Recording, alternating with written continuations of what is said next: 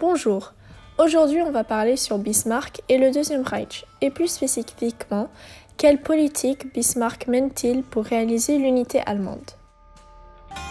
Otto von Bismarck, né à Schönhausen le 1er avril 1815 et mort le 30 juillet 1898 à Freischürer, est un homme d'État prussien puis allemand.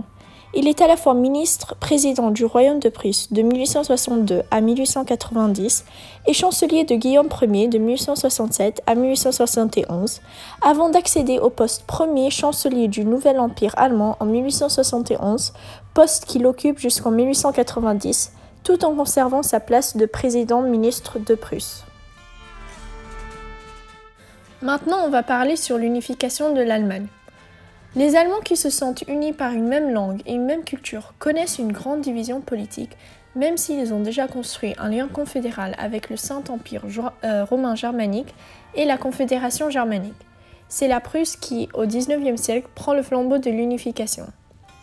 Les partisans de l'unité allemande s'opposent sur deux solutions, une grande Allemagne incluant tous les peuples allemands, dont les Autrichiens, ou, sans les Autrichiens, une petite Allemagne qui est une solution préférée par la Prusse.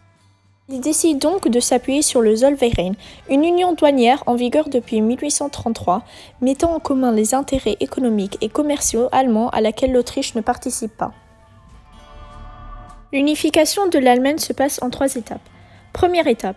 En 1864, à la suite d'une guerre contre le Danemark, les ducs de Schleswig et Holstein sont annexés par la Prusse et l'Autriche. Deuxième étape. En 1866, sous le prétexte de désaccords dans l'administration du Holstein, Bismarck provoque une guerre entre la Prusse et l'Autriche soutenue par plusieurs États allemands.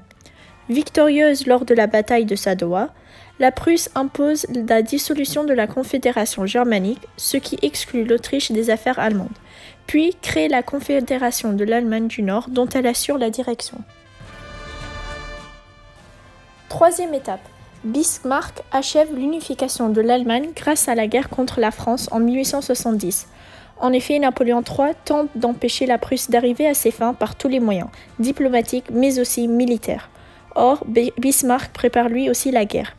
La guerre commence donc le 19 juillet 1870. Les troupes des différents États allemands envahissent le territoire par le nord-est. Le 2 septembre, Napoléon III, qui a tenu à mener les troupes, est fait prisonnier lors du désastre de Sedan. Quelle politique Bismarck mène-t-il alors ? Le fer et le sang sont pour Bismarck les moyens de réaliser l'unité allemande par le haut, c'est-à-dire sans le consentement des peuples. Cela remène donc à quoi ? Tout cela va donc mener au Deuxième Reich proclamé le 18 janvier 1871 dans la galerie des glaces du château de Versailles. Le traité de Francfort est signé le 10 mai 1871. La France cède alors à l'Empire allemand le nord de la Lorraine et l'Alsace sauf Belfort.